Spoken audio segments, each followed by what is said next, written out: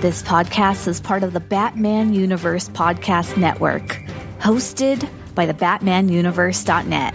Check out everything related to Batman and the entire Bat family at the BatmanUniverse.net, including news and original content related to comics, movies, television, merchandise, video games, and more. Also, check out some of the other unique podcasts that TBU has to offer. Consider supporting this podcast by becoming a patron on Patreon. Even $1 can go a long way in supporting this content that you enjoy. Look for a link over at the BatmanUniverse.net to offer your support now. And now, on with the show.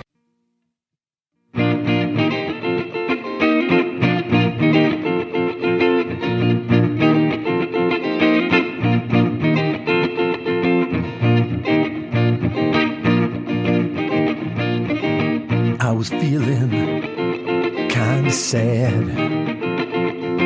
Went to my LCS to see what they had. I want Batman, something good, nothing stupid, that's understood. They said, yeah, yeah, yeah, yeah, yeah, yeah, yeah, yeah, yeah, yeah. What you need, what you really need. Bat books. Bat books for beginners. Bat books. Bat books for beginners. Bat books. Bat books for beginners.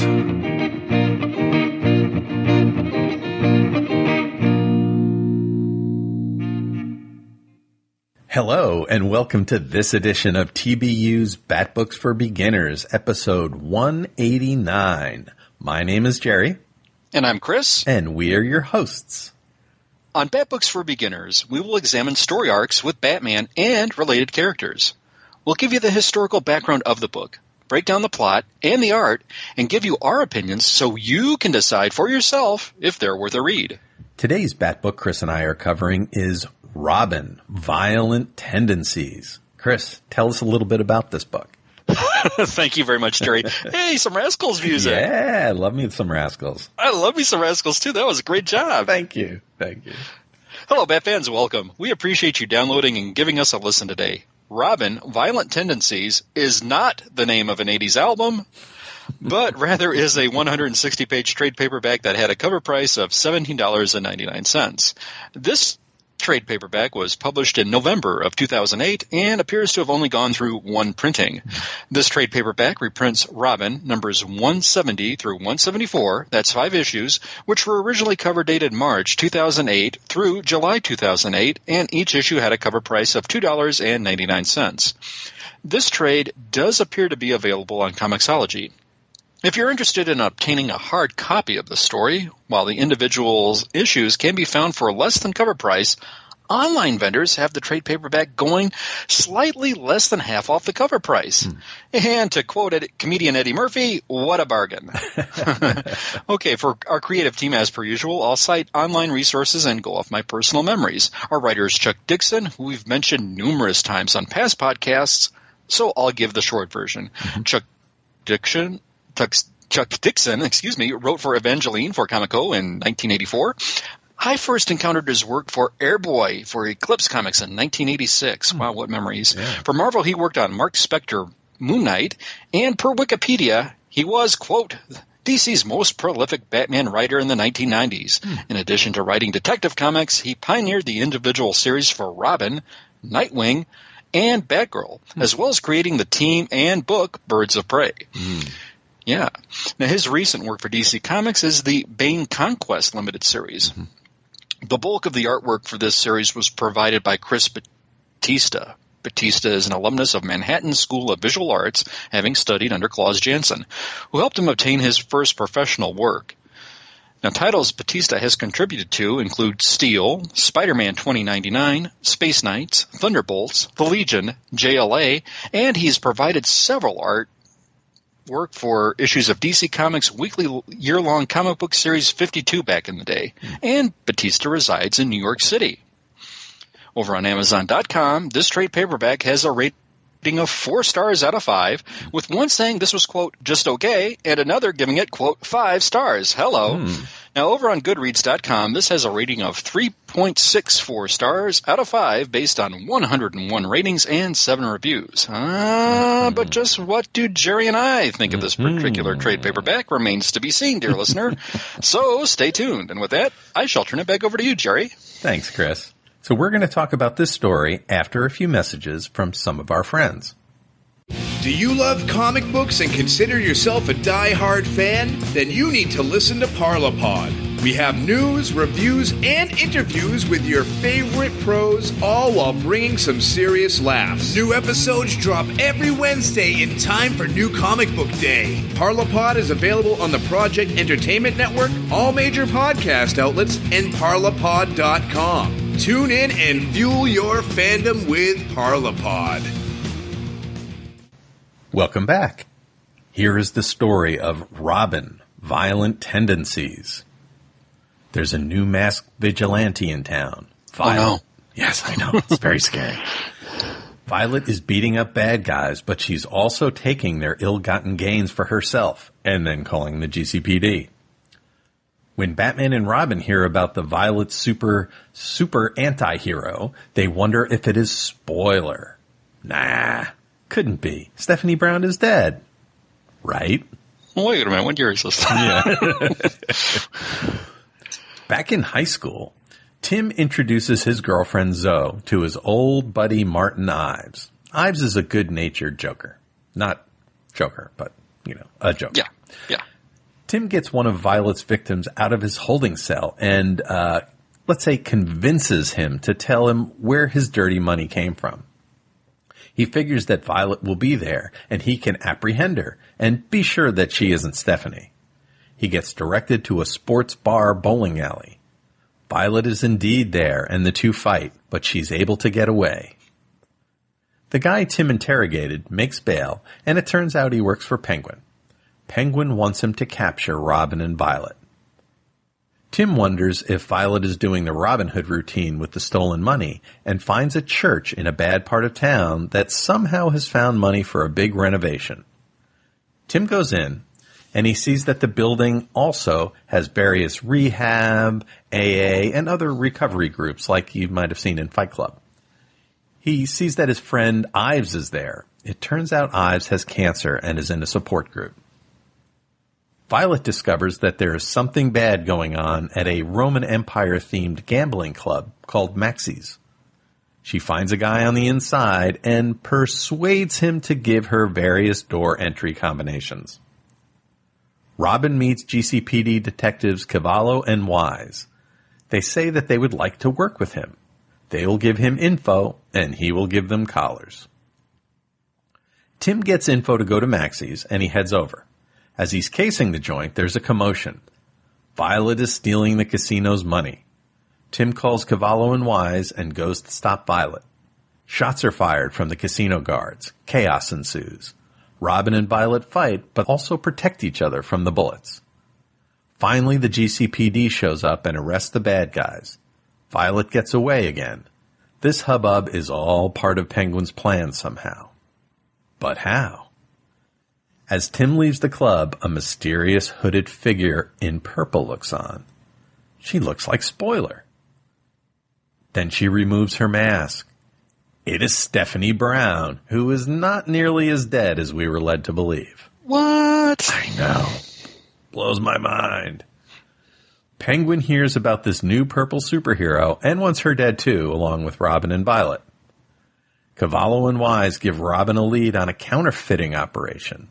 The two cops are a little shady. They threaten Officer Harper's career if Robin doesn't follow up on the counterfeiters. Robin gets a location of the operation, and Spoiler sneakily follows him. Violet also gets the lead on the counterfeiters. They all converge on Seafine Seafood Distribution Plant, which has been Penguin's plan all along. Violet and Robin meet and fight. Spoiler shows up and starts beating on Violet too. Thinking Stephanie is dead, Robin is angry that someone is impersonating Spoiler. She does call him Tim, though. Sin Fang, a super soldier guy, and his gang burst into the building. This has all been a trap set up by Penguin. They all fight, and Tim calls in his remote-controlled car to run over some baddies. He and Violet get into the car and escape the trap. Spoiler gets away too. Violet gets out of the car. Robin calls to Batman, and they both go to visit Spoiler. Stephanie reveals herself to them, alive. Tim takes her into his arm and kisses her. They bring her back to the Batcave, and Alfred is overjoyed to see her. It turns out that Leslie Tompkins faked Stephanie's death and took her to Africa to help some locals there with a medical clinic. In Africa, Stephanie saved Leslie's life and the lives of the villagers from some weird witch doctor assassin squad. She realized that she'll always be Spoiler and must return to Gotham.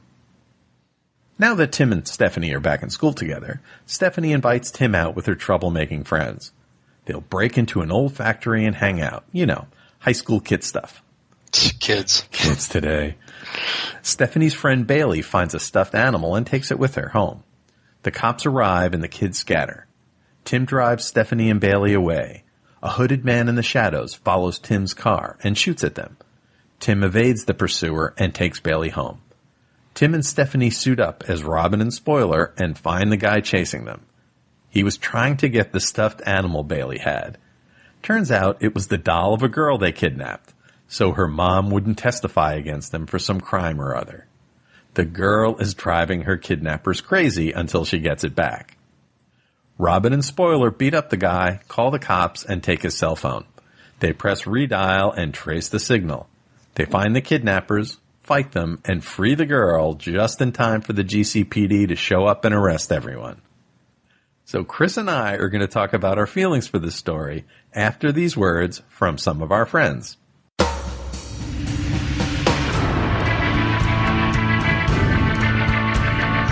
Warlord Worlds, a fan podcast devoted to the comic creations of Mike Grell, including Warlord, John Sable, Starslayer, Shaman's Tears, and Green Arrow. I'm Darren. And I'm Ruth.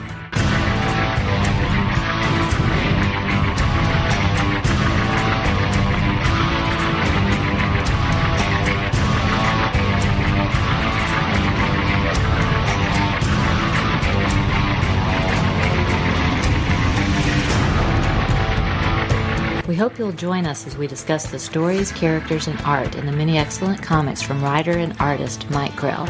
Warlord Worlds is available at podbean.com and on iTunes and Stitcher. Find us at warlordworlds.com.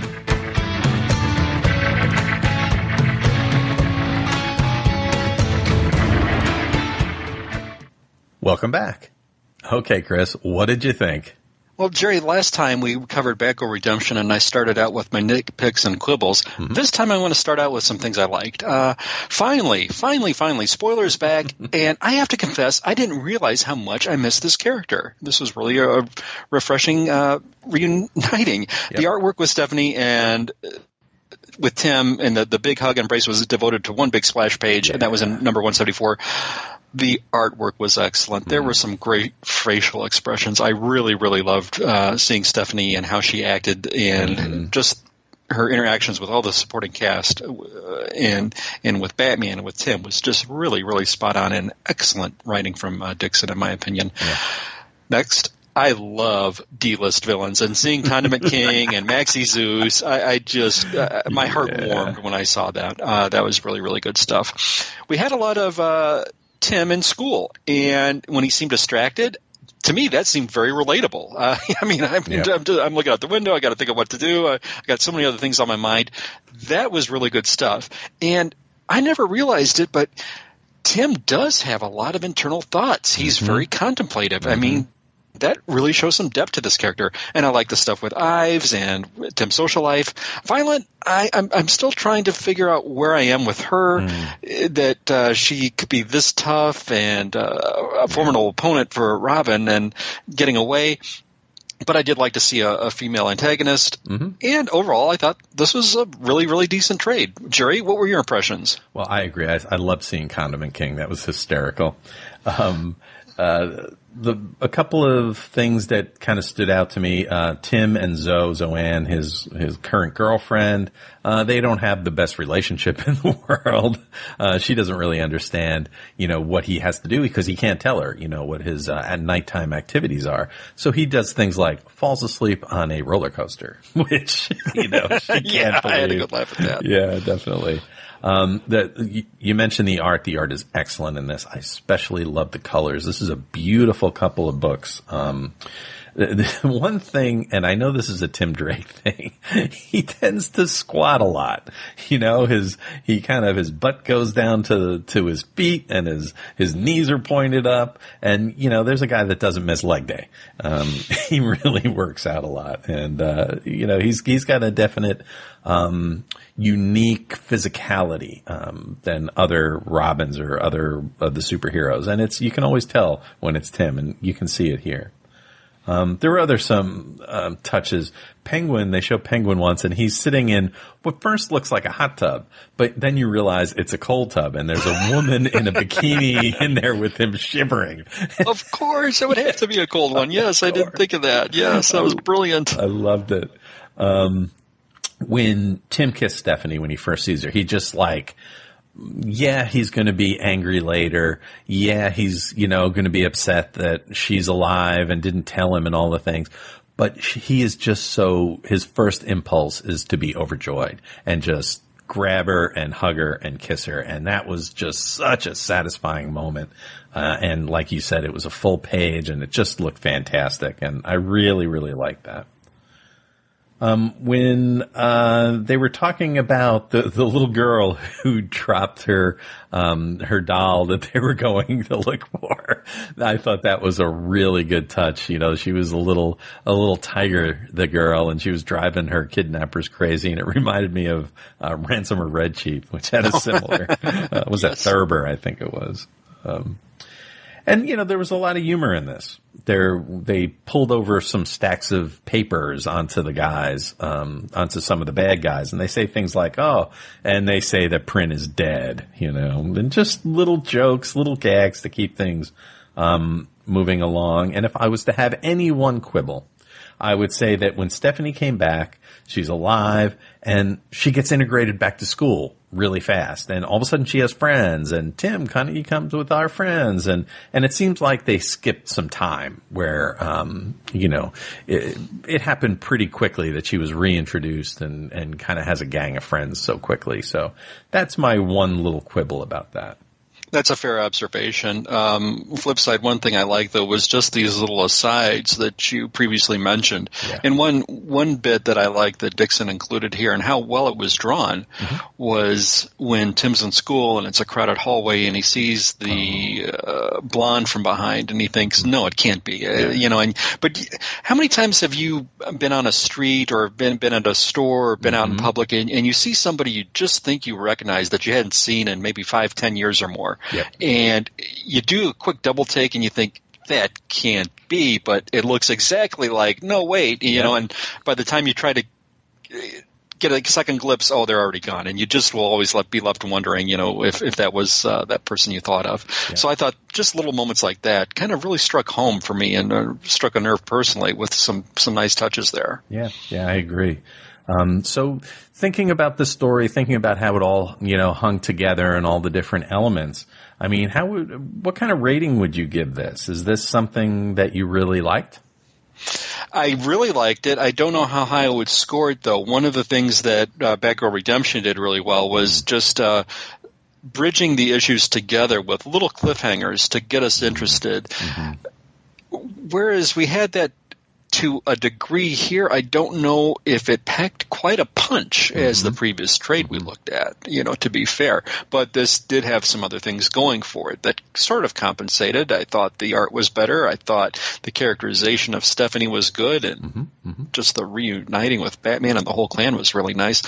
Gerry, if we're going to steer our way into the ratings, I have to confess, I am really torn between a 3.5 and a 4 out of 5. I just don't know. This was a superior story, but I just don't know how I'd rate it. If I'm going to be very generous, I would say 4. Yeah, I hear you. But he asked me tomorrow and a day after, 3.5. But, I think one of the things I asked myself on the last podcast was, will this, did Batgirl Redemption stay with me? Will it stay with me tomorrow at the end of the day? This is a story I think will. I think I will think back on this. I think this is going to stay fresh in my memory for a little time. If anything, it's for the inclusion of Stephanie and how this scene was depicted. So I have to bump this up to a 4 based on my own personal criteria. So must read for Stephanie fans for sure. For others, I would recommend it. And that's where I'm at. How about you, Gerry? Yeah, I'm in the same boat. I think, if I was to look at this purely objectively, I don't think this is a story that kind of blows you away.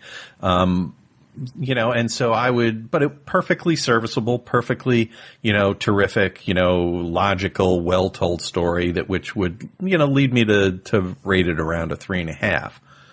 But the whole, Stephanie Brown, and I just think she's a great character, and I love seeing her, and she's terrific here, and we, hear about some of her background, what she's been through since the end of War Games.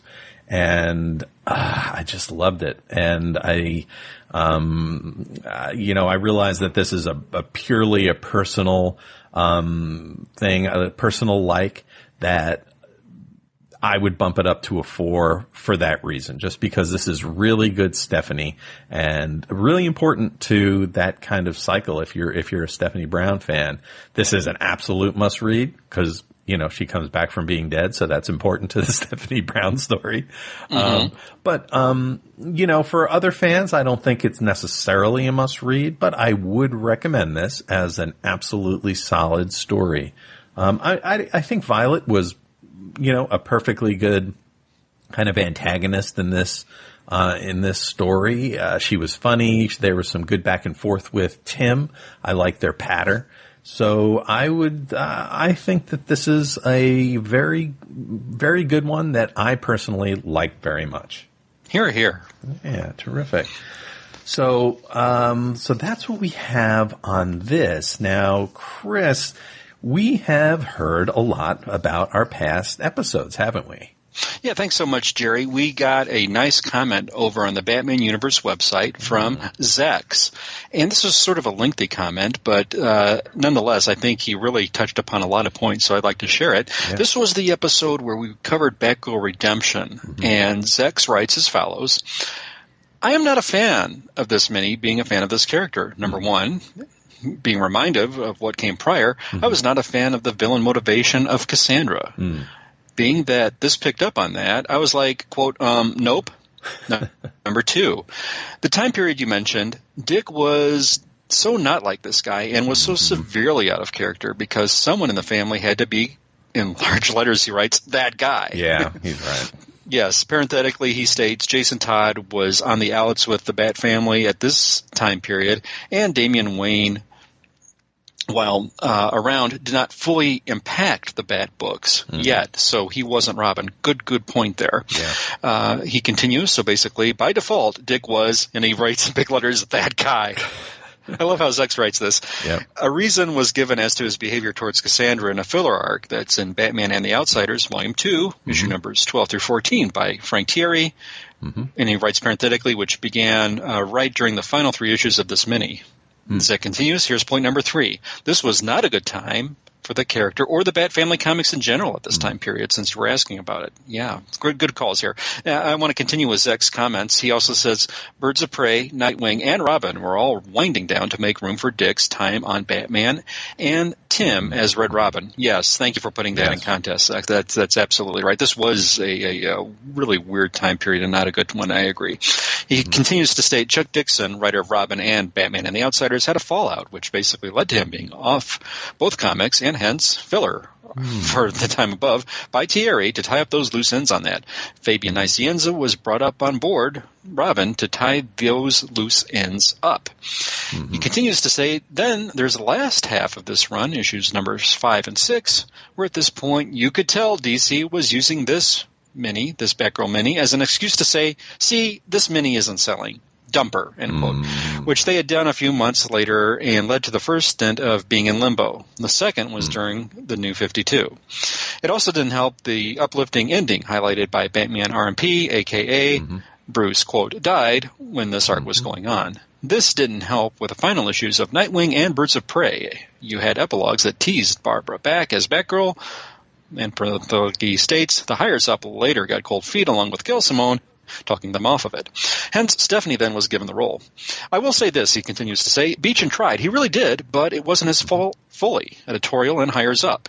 Heck, he even tried to lampshade that in issue number 1 with Alfred of his uphill battle. He tried.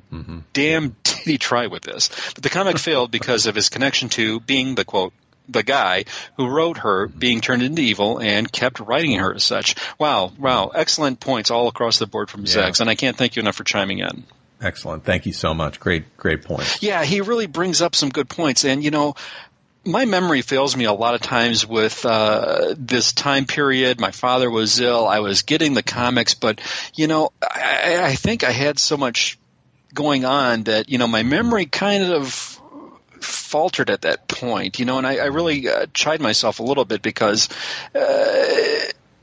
I tend to think I got a good handle on the Bat timeline symmetry, but when it gets to be around this time period, I have to confess my memory fades a little bit. And Gerry, I don't know if you were reading comics around that point, but this was like, for me, it was like sees my eyes once and that puts it on and I just move on. And if I think I'm in a lull or doldrum period, I just kind of plow through it and wait till we get to some regular Bat continuity that I enjoy. Yeah. Well, I think, my tastes have changed in the it's 10 years or so since this originally came out. Sure. And I wasn't as focused on the kind of, Stephanie Brown kind of world of the Bat family. And now that, years later that I am and, taking a new look at these comics, it's in a completely different context for me. So it's like I'm reading them for the first time, in many cases. And I always liked Stephanie Brown as, just fine as a character. But in the last couple of episodes, as we've been doing some of these stories,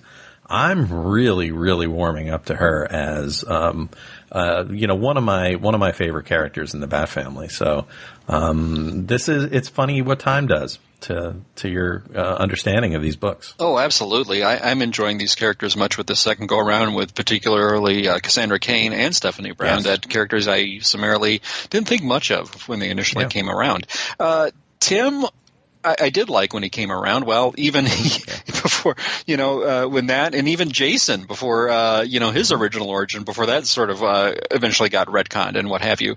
It's weird because I think we get into some kind of a gray area because you read things written by the author and you just don't necessarily know what is or isn't or was or wasn't editorial mandated. Yeah, that's great. So, Chris, have we heard from anybody else? Thanks so much, Gerry. Yes.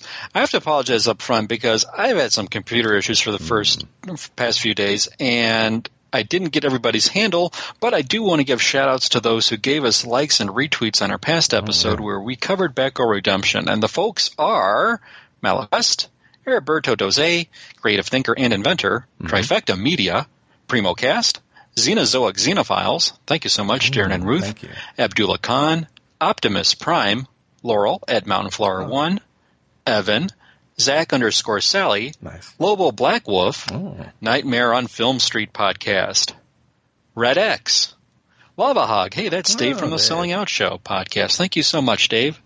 Bill Beer at Gotham Knight 13, hey, he does the Too Old Too New podcast, and he's got a new Bat podcast coming out. Cam DeMilla, Gal Walks Into a Comic Shop podcast, great stuff. BO55, Jared Albridge, the art sale artist, Reggie, Jeff Hunter, Lucas Grossi, João Francisco, Cass's Batman. Ooh, love that handle. Yeah, Cass's Batman, love it. Bob Rowland, co-host of Gal Walks Into a Comic Shop, Green Lantern HG, longtime friend of our show, and Dustin Fritchell. If I overlooked you, my sincerest and deepest regrets, hey, please let Gerry know on Professor Frenzy on Twitter or myself at BTO and Batbooks, and we will be sure to mention you on our next podcast. Yes, we will. Now, don't forget to check Chris and I out on the Professor Frenzy show. Now, by the time this episode is aired, we'll have released 16 episodes of the Professor Frenzy show, and Chris and I there talk about indie comics and other pop culture topics, and we've been having a great time doing it. folks should check the show out. You can search on iTunes or your favorite podcast aggregator for The Professor Frenzy Show. And we've been just reading some great books over there. Loving it. Yeah, it's been a lot of fun. You can see Chris on Twitter at BTO and Batbooks, and you can, if you follow him, you'll see some of the things that he does. And one of the things is on the Batgirl to Oracle podcast, which is a terrific podcast by Stella. Chris is reviewing the Batman Adventures, among some other things. You want to talk about that a little, Chris? Yeah, thanks so much, Jerry. The Batman Adventures comic title was based on the animated series that ran on Fox in the 90s, and this is the Batman Adventures comic that ran around the same time. Also looking at Archie meets Batman 66, and I also look at the Nightwing title and the current events through a shipper's perspective. So I really have a lot of fun with that. Now, speaking of Batgirl, I know you do some written reviews over on the TBU website, and you're also looking at Catwoman with some great written reviews. Thank you. Plus, if you haven't done enough, Jerry, you're also on Twitter. So can you give us a plug? Where can we find your written reviews, and where can we find you on Twitter? Absolutely. So you can see my written reviews on thebatmanuniverse.net, where I review Batgirl and Catwoman, and I've been really enjoying my time doing those two. Batgirl is really gone, really changing, and it's a really interesting title right now. And Catwoman too. Selena is not married and kind of hiding from her problems back home with Bruce. Jerry, I got to commend you because I think you do an outstanding job with the written reviews, and I really, really enjoy reading them, and I can't wait to look forward to them every time they drop. The one for Batgirl, 25 just dropped as this is coming on air, and I thought, this was an extra-sized issue, and I thought you really did a great job covering all the bases with that one. Thank you. I really enjoyed that story. I thought it was going to be a little dry. I know that 3 of the 4 stories were kind of, head pieces a little bit, as, seeing where Barbara's head is at this point. And one of them, especially the one where she was kind of in a hotel room with Dick Grayson, they were just kind of talking. It was really very much a My Dinner with Andre kind of back and forth as they're discussing their lives. And I thought it was fascinating. I really liked it. I thought it was really cute. And they're also, one of the stories is going to be the ongoing plot that they're going to be covering in future Batgirl issues. So, you should check out that book. Good stuff. Second it. Yeah. So I also, every week, if you follow me on Twitter at Professor Frenzy, I tweet out my weekly comics. I talk about indie comics a lot. I talk about all kinds of comics a lot, and also my adventures trying to survive, watching all of the 1,500 or 1,400 Dark Shadows episodes. So that's always fun. And, we live tweet horror movies, Chris and I, on the hashtag Spenguli on Saturday nights at, between 8 and 10. And we had quite a good one last night. House of Frankenstein, which was a movie I recall seeing as a kid in my youth, and I just marvel at the inclusion of the classic lineup of Frankenstein's monster and Dracula and the werewolf all in one movie. What more could you want? Yes, it was great. And Jake Harold Nash is kind of a hunchback, and he's so good, and so many great characters. And you see John Carradine playing Dracula. Yeah, how about that? Yeah, that was something. Had you seen this when you were younger? Jerry, this came on the CBS affiliate as a weekday afternoon movie when I was probably about 8 years old, and I was just blown away. And I wanted to see if any of my friends saw it, and they were just too busy doing other things. And I said, how could you miss this movie? It had everything in it. It had this guy. It had the, Dracula and Frankenstein and the Wolfman, and they were all in one movie. You didn't see it, and it was like, this was, for me, required viewing. I mean, nothing was going to move me from that TV set when I saw it. How about you? Did you catch it at an early age yourself? I sure did. And, I think that this is, it's not some of the originals, right? This is a mid-40s movie. Sure. So it's not, like Dracula or Frankenstein, the, original movies, but it's definitely a B movie, right? It's not one of the original, where the studios were really pushing these movies. But I think it's the best of all the Monster Rally movies. The fights and the, just seeing all the different monsters. And I'll never forget as a kid, the Dracula death scene where he's being chased by, some guys on horseback, and he's driving a carriage and trying to get away from them and trying to get back to his coffin before the sun comes up. And then, Boris Karloff and Daniel, the hunchback, they kind of pitch his coffin out the back of their cart. And, they're like, see you, Dracula. And, it's just, I'll never forget that scene as a kid. And, seeing it again last night was just, was terrific. I loved it. Great show. Great fun time watching it with a group, if you will, via Twitter. Absolutely. We had a blast. So that's all we have for today. Please join us next time where Chris and I will cover Catwoman, The Long Road Home. My name is Gerry. And I'm Chris. And thank you for listening to Bat Books for Beginners.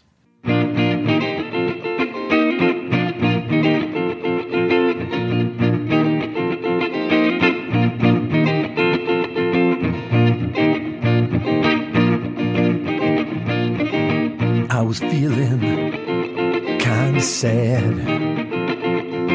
Went to my LCS to see what they had.